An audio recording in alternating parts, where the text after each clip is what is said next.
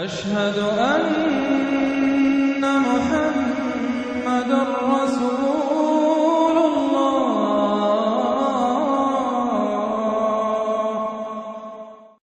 البینہ نام، پہلی آیت کے لفظ البینہ کو اس سورہ کا نام قرار دیا گیا ہے۔ زمانہ نزول، اس کے بھی مکی اور مدنی ہونے میں اختلاف ہے۔ بعض مفسرین کہتے ہیں کہ جمہور کے نزدیک یہ مکی ہے، اور بعض دوسرے مفسرین کہتے ہیں کہ جمہور کے نزدیک مدنی ہے۔ ابن الزبیر اور عطا بن یسار کا قول ہے کہ یہ مدنی ہے۔ ابن عباس اور قتادہ کے دو قول منقول ہیں، ایک یہ کہ یہ مکی ہے، دوسرا یہ کہ مدنی ہے۔ حضرت عائشہ اسے مکی قرار دیتی ہیں۔ ابو حیان صاحب بیر المحیط اور عبد المنعم ابن الفرس صاحب احکام القرآن اس کے مکی ہونے ہی کو ترجیح دیتے ہیں۔ جہاں تک اس کے مضمون کا تعلق ہے، اس میں کوئی علامت ایسی نہیں پائی جاتی جو اس کے مکی یا مدنی ہونے کی طرف اشارہ کرتی ہو۔ موضوع اور مضمون، قرآن مجید کی ترتیب میں اس کو سورہ علق اور سورہ قدر کے بعد رکھنا بہت معنی خیز ہے۔ سورہ علق میں پہلی وحی درج کی گئی ہے، سورہ قدر میں بتایا گیا ہے کہ وہ کب نازل ہوئی، اور اس سورہ میں بتایا گیا ہے کہ اس کتاب پاک کے ساتھ ایک رسول بھیجنا کیوں ضروری تھا۔ سب سے پہلے رسول بھیجنے کی ضرورت بیان کی گئی ہے، اور وہ یہ ہے کہ دنیا کے لوگ خواہ وہ اہل کتاب میں سے ہوں یا مشرکین میں سے، جس کفر کی حالت میں مبتلا تھے، اس سے ان کا نکلنا اس کے بغیر ممکن نہ تھا کہ ایک ایسا رسول بھیجا جائے جس کا وجود خود اپنی رسالت پر دلیل روشن ہو، اور وہ لوگوں کے سامنے خدا کی کتاب کو اس کی اصلی اور صحیح صورت میں پیش کرے، جو باطل کی ان تمام آمیزشوں سے پاک ہو جن سے پچھلی کتب آسمانی کو آلودہ کر دیا گیا ہے، اور بالکل راست اور درست تعلیمات پر مشتمل ہو۔ اس کے بعد اہل کتاب کی گمراہیوں کے متعلق وضاحت کی گئی ہے کہ ان کے ان مختلف راستوں میں بھٹکنے کی وجہ یہ نہ تھی کہ اللہ تعالیٰ نے ان کی کوئی رہنمائی نہ کی تھی، بلکہ وہ اس کے بعد بھٹکے کہ راہ راست کا بیان واضح ان کے پاس آ چکا تھا۔ اس سے خود بخود یہ نتیجہ نکلتا ہے کہ اپنی گمراہیوں کے وہ خود ذمہ دار ہیں، اور اب پھر اللہ کے اس رسول کے ذریعے سے بیان واضح آ جانے کے بعد بھی اگر وہ بھٹکتے ہی رہیں گے تو ان کی ذمہ داری اور زیادہ بڑھ جائے گی۔ اسی سلسلے میں یہ بتایا گیا ہے کہ اللہ تعالیٰ کی طرف سے جو انبیاء بھی آئے تھے اور جو کتابیں بھی بھیجی گئی تھیں، انہوں نے اس کے سوا کوئی حکم نہیں دیا تھا کہ سب طریقوں کو چھوڑ کر خالص اللہ کی بندگی کا طریقہ اختیار کیا جائے، کسی اور کی عبادت و بندگی اور اطاعت و پرستش کو اس کے ساتھ شامل نہ کیا جائے، نماز قائم کی جائے اور زکوٰۃ ادا کی جائے۔ یہی ہمیشہ سے ایک صحیح دین رہا ہے۔ اس سے بھی یہ نتیجہ خود بخود برآمد ہوتا ہے کہ اہل کتاب نے اس اصل دین سے ہٹ کر اپنے مذہبوں میں جن نئی نئی باتوں کا اضافہ کر لیا ہے وہ سب باطل ہیں، اور اللہ کا یہ رسول جو اب آیا ہے اسی اصل دین کی طرف پلٹنے کی انہیں دعوت دے رہا ہے۔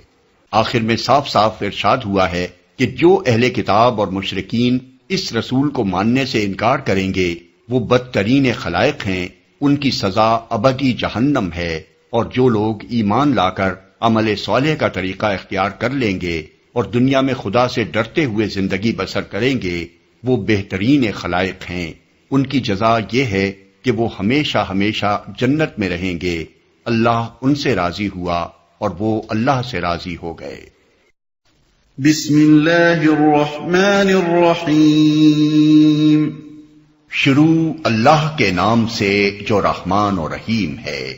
لم يكن الذين كفروا من أهل الكتاب والمشركين منفكين حتى تأتيهم البينة رسول من الله يتلو صحفا مطهرة فيها كتب قيمة۔ اہل کتاب اور مشرکین میں سے جو لوگ کافر تھے وہ اپنے کفر سے باز آنے والے نہ تھے جب تک کہ ان کے پاس دلیل روشن نہ آ جائے، یعنی اللہ کی طرف سے ایک رسول جو پاک صحیفے پڑھ کر سنائے جن میں بالکل راست اور درست تحریریں لکھی ہوئی ہوں۔ مشرکین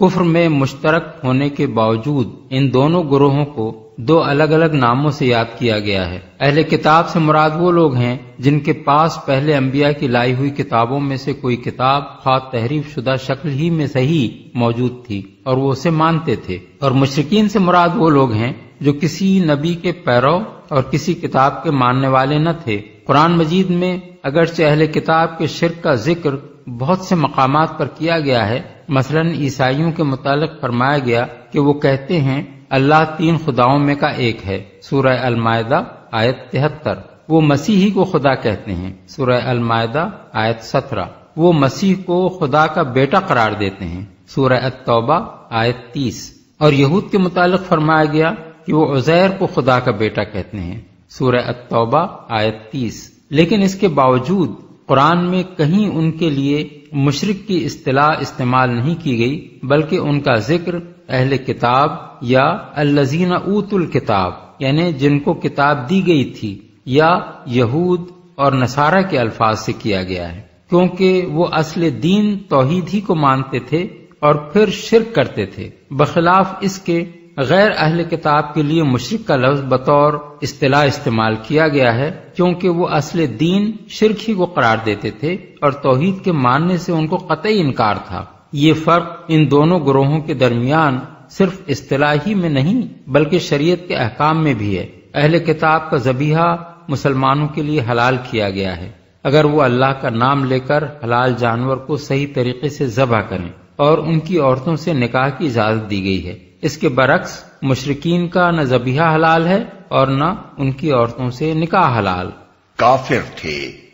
یہاں کفر اپنے وسیع معنوں میں استعمال کیا گیا ہے، جن میں کافرانہ رویے کی مختلف صورتیں شامل ہیں۔ مثلا کوئی اس معنی میں کافر تھا کہ سرے سے اللہ ہی کو نہ مانتا تھا، کوئی اللہ کو مانتا تھا مگر اسے واحد معبود نہ مانتا تھا بلکہ خدا کی ذات یا خدائی کی صفات و اختیارات میں کسی نہ کسی طور پر دوسروں کو شریک ٹھہرا کر ان کی عبادت بھی کرتا تھا، کوئی اللہ کی وحدانیت بھی مانتا تھا مگر اس کے باوجود کسی نوعیت کا شرک بھی کرتا تھا، کوئی خدا کو مانتا تھا مگر اس کے نبیوں کو نہیں مانتا تھا اور اس کی ہدایت کو قبول کرنے کا قائل نہ تھا، اور اس ہدایت کو قبول کرنے کا قائل نہ تھا جو انبیاء کے ذریعے سے آئی ہے، کوئی کسی نبی کو مانتا تھا اور کسی دوسرے نبی کا انکار کرتا تھا، کوئی آخرت کا منکر تھا۔ غرض مختلف قسم کے کفر تھے جن میں لوگ مبتلا تھے۔ اور یہ جو فرمایا کہ اہل کتاب اور مشرکین میں سے جو لوگ کافر تھے، اس کا مطلب یہ نہیں ہے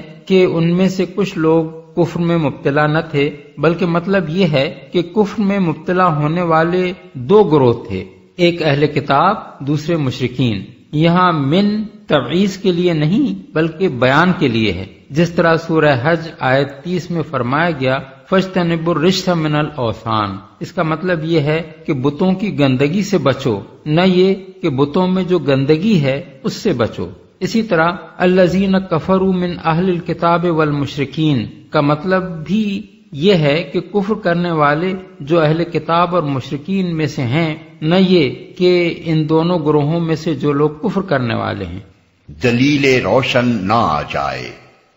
یعنی ان کے اس حالت کفر سے نکلنے کی کوئی صورت اس کے سوا نہ تھی کہ ایک دلیل روشن آ کر انہیں کفر کی ہر صورت کا غلط اور خلاف حق ہونا سمجھائے اور راہ راست کو واضح اور مدلل طریقے سے ان کے سامنے پیش کر دے۔ اس کا یہ مطلب نہیں ہے کہ اس دلیل روشن کے آ جانے کے بعد وہ سب کفر سے باز آ جانے والے تھے، بلکہ اس کا مطلب یہ ہے کہ اس دلیل کی غیر موجودگی میں تو ان کا اس حالت سے نکلنا ممکن ہی نہ تھا۔ البتہ اس کے آنے کے بعد بھی ان میں سے جو لوگ اپنے کفر پر قائم رہیں، اس کی ذمہ داری پھر انہی پر ہے۔ اس کے بعد وہ اللہ سے یہ شکایت نہیں کر سکتے کہ آپ نے ہماری ہدایت کے لیے کوئی انتظام نہیں کیا۔ یہ وہی بات ہے جو قرآن مجید میں مختلف مقامات پر مختلف طریقوں سے بیان کی گئی ہے۔ مثلا سورہ نحل میں فرمایا وَعَلَى اللَّهِ قَصْدُ السَّبِيلِ، یعنی سیدھا راستہ بتانا اللہ کے ذمے ہے، آیت 9۔ سورہ لیل میں فرمایا إِنَّ عَلَيْنَا لَلْهُدَى، یعنی راستہ بتانا ہمارے ذمے ہے،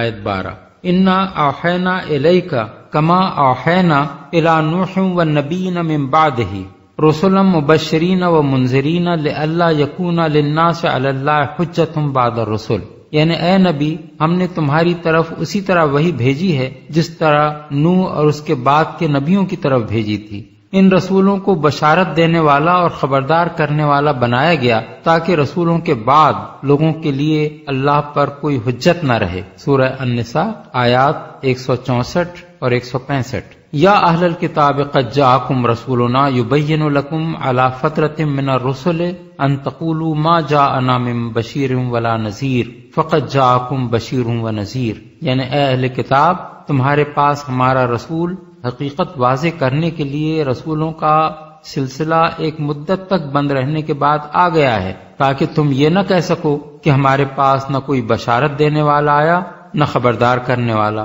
سو لو اب تمہارے پاس بشارت دینے والا اور خبردار کرنے والا آ گیا۔ سورہ المائدہ آیت 19۔ رسول، یہاں رسول اللہ صلی اللہ علیہ وسلم کو بذات خود ایک دلیل روشن کہا گیا ہے، اس لیے کہ آپ کی نبوت سے پہلے کی اور بعد کی زندگی، آپ کا امی ہونے کے باوجود قرآن جیسی کتاب پیش کرنا، آپ کی تعلیم اور صحبت کے اثر سے ایمان لانے والوں کی زندگیوں میں غیر معمولی انقلاب رونما ہو جانا، آپ کا بالکل معقول عقائد، نہایت ستھری عبادات، کمال درجے کے پاکیزہ اخلاق اور انسانی زندگی کے لیے بہترین اصول و احکام کی تعلیم دینا، آپ کے قول اور عمل میں پوری مطابقت کا پایا جانا، اور آپ کا ہر قسم کی مزاحمتوں اور مخالفتوں کے مقابلے میں انتہائی اولو العزمی کے ساتھ اپنی دعوت پر ثابت قدم رہنا، یہ ساری باتیں اس بات کی کھلی علامات تھیں کہ آپ اللہ کے رسول ہیں۔ صحیفے پڑھ کر سنائے۔ لغت کے اعتبار سے تو صحیفوں کے معنی ہیں لکھے ہوئے اوراق، لیکن قرآن مجید میں اصطلاحاً یہ لفظ انبیاء علیہم السلام پر نازل ہونے والی کتابوں کے لیے استعمال ہوتا ہے، اور پاک صحیفوں سے مراد ہیں ایسے صحیفے جن میں کسی قسم کے باطل، کسی طرح کی گمراہی و ضلالت اور کسی اخلاقی گندگی کی آمیزش نہ ہو۔ ان الفاظ کی پوری اہمیت اس وقت واضح ہوتی ہے جب انسان قرآن مجید کے مقابلے میں بائبل اور دوسرے مذاہب کی کتابوں کا بھی مطالعہ کرتا ہے اور ان میں صحیح باتوں کے ساتھ ایسی باتیں لکھی ہوئی دیکھتا ہے جو حق و صداقت اور عقل سلیم کے بھی خلاف ہیں اور اخلاقی اعتبار سے بھی بہت گری ہوئی ہیں۔ ان کو پڑھنے کے بعد جب آدمی قرآن کو دیکھتا ہے تو اسے اندازہ ہوتا ہے کہ یہ کتنی پاک اور مطہر کتاب ہے۔ وَمَا تَفَرَّقَ الَّذِينَ أُوتُوا الْكِتَابَ إِلَّا مِن بَعْدِ مَا جَاءَتْهُمُ الْبَيِّنَةُ وَمَا أُمِرُوا إِلَّا لِيَعْبُدُوا اللَّهَ مُخْلِصِينَ لَهُ الدِّينَ حُنَفَاءَ وَيُقِيمُوا الصَّلَاةَ وَيُؤْتُوا الزَّكَاةَ وَذَلِكَ دِينُ الْقَيِّمَةِ۔ پہلے جن لوگوں کو کتاب دی گئی تھی ان میں تفرقہ برپا نہیں ہوا مگر اس کے بعد کہ ان کے پاس راہ راست کا بیان واضح آ چکا تھا، اور ان کو اس کے سوا کوئی حلم نہیں دیا گیا تھا کہ اللہ کی بندگی کریں اپنے دین کو اس کے لیے خالص کر کے، بالکل یکسو ہو کر، اور نماز قائم کریں اور زکوٰۃ دیں، یہی نہایت صحیح و درست دین ہے۔ بیان واضح آ چکا تھا، یعنی اس سے پہلے اہل کتاب جو مختلف گمراہیوں میں بھٹک کر بے شمار فرقوں میں بٹ گئے، اس کی وجہ یہ نہ تھی کہ اللہ تعالیٰ نے اپنی طرف سے ان کی رہنمائی کے لیے دلیل روشن بھیجنے میں کوئی کسر اٹھا رکھی تھی، بلکہ یہ روش انہوں نے اللہ کی جانب سے رہنمائی آ جانے کے بعد اختیار کی تھی، اس لیے اپنی گمراہی کے وہ خود ذمہ دار تھے کیونکہ ان پر حجت تمام کی جا چکی تھی۔ اسی طرح اب چونکہ ان کے صحیفے پاک نہیں رہے ہیں اور ان کی کتابیں بالکل راست اور درست تعلیمات پر مشتمل نہیں رہی ہیں، اس لیے اللہ تعالیٰ نے ایک دلیل روشن کی حیثیت سے اپنا ایک رسول بھیج کر اور اس کے ذریعے پاک صحیفے بالکل راست اور درست تعلیمات پر مشتمل پیش کر کے ان پر پھر حجت تمام کر دی ہے، تاکہ اس کے بعد بھی اگر وہ متفرق رہیں تو اس کی ذمہ داری انہی پر ہو، اللہ کے مقابلے میں وہ کوئی حجت پیش نہ کر سکیں۔ یہ بات قرآن مجید میں بکثرت مقامات پر فرمائی گئی ہے۔ مثال کے طور پر ملاحظہ ہو سورہ البقرہ آیات 213 253، سورہ آل عمران آیت 19، سورہ المائدہ آیات 44 تا 50، سورہ یونس آیت 93، سورہ الشورى آیات 13 تا 15، سورہ الجاسیہ آیات 16 تا 18۔ اس کے ساتھ اگر وہ حواشی بھی پیش نظر رکھے جائیں جو تفہیم القرآن میں ان آیات پر ہم نے لکھے ہیں تو بات سمجھنے میں مزید آسانی ہوگی۔ صحیح و درست دین ہے، یعنی جس دین کو اب محمد صلی اللہ علیہ وسلم پیش کر رہے ہیں، اسی دین کی تعلیم اہل کتاب کو ان کے ہاں آنے والے انبیاء اور ان کے ہاں نازل ہونے والی کتابوں نے دی تھی، اور ان عقائد باطلہ اور اعمال فاسدہ میں سے کسی چیز کا انہیں حکم نہیں دیا گیا تھا جنہیں انہوں نے بعد میں اختیار کر کے مختلف مذاہب بنا ڈالے۔ صحیح اور درست دین ہمیشہ سے یہی رہا ہے کہ خالص اللہ کی بندگی کی جائے، اس کے ساتھ کسی دوسرے کی بندگی کی آمیزش نہ کی جائے، ہر طرف سے رخ پھیر کر انسان صرف ایک اللہ کا پرستار اور تابع فرمان بن جائے، نماز قائم کی جائے اور زکوٰۃ ادا کی جائے۔ اس آیت میں دین القیمہ کے جو الفاظ آئے ہیں ان کو بعض مفسرین نے دین الملت القیمہ یعنی راست رو ملت کا دین کے معنی میں لیا ہے، اور بعض اسے اضافت صفت الی الموصوف قرار دیتے ہیں اور قیمہ کی ہے کو علامہ اور فہامہ کی طرح مبالغہ کی ہے قرار دیتے ہیں۔ ان کے نزدیک اس کے معنی وہی ہیں جو ہم نے ترجمے میں اختیار کیے ہیں۔ ان الذين كفروا من اهل الكتاب والمشركين في نار جهنم خالدين فيها اولئك هم شر البرية۔ اہل کتاب اور مشرکین میں سے جن لوگوں نے کفر کیا ہے وہ یقیناً جہنم کی آگ میں جائیں گے اور ہمیشہ اس میں رہیں گے، یہ لوگ بدترین خلائق ہیں۔ کفر کیا ہے، یہاں کفر سے مراد محمد صلی اللہ علیہ وسلم کو ماننے سے انکار کرنا ہے۔ مطلب یہ ہے کہ مشرکین اور اہل کتاب میں سے جن لوگوں نے اس رسول کے آ جانے کے بعد اس کو نہیں مانا، جس کا وجود خود ایک دلیل روشن ہے اور جو بالکل درست تحریروں پر مشتمل پاک صحیفے ان کو پڑھ کر سنا رہا ہے، ان کا انجام وہ ہے جو آگے بیان کیا جا رہا ہے۔ بدترین خلائق ہیں، یعنی خدا کی مخلوقات میں ان سے بدتر کوئی مخلوق نہیں ہے، حتیٰ کہ جانوروں سے بھی گئے گزرے ہیں، کیونکہ جانور عقل اور اختیار نہیں رکھتے اور یہ عقل اور اختیار رکھتے ہوئے حق سے منہ موڑتے ہیں۔ ان الذين آمنوا وعملوا الصالحات اولئك هم خير البرية۔ جو لوگ ایمان لے آئے اور جنہوں نے نیک عمل کیے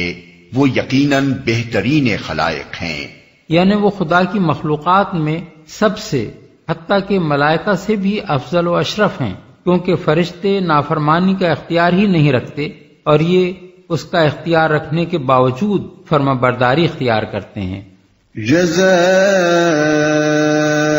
عند ربهم جنات عدن تجری من تحتها الانہار خالدین فیہا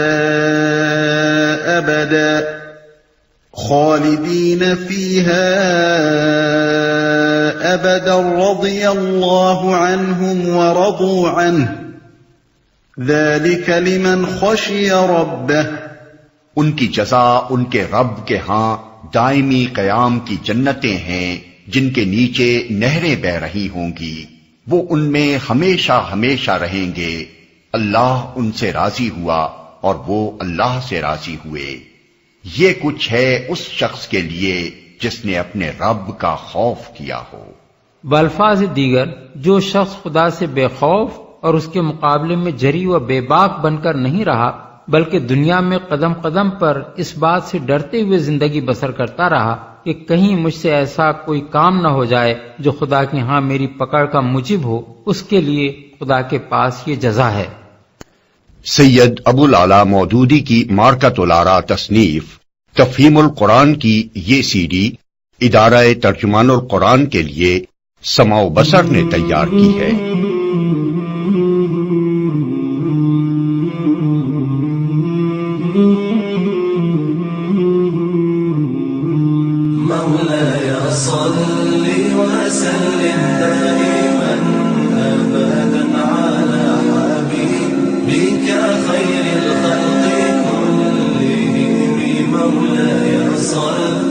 وسلم دائما أبدا على حبيبك خير الخلق كلهم مولاي صل وسلم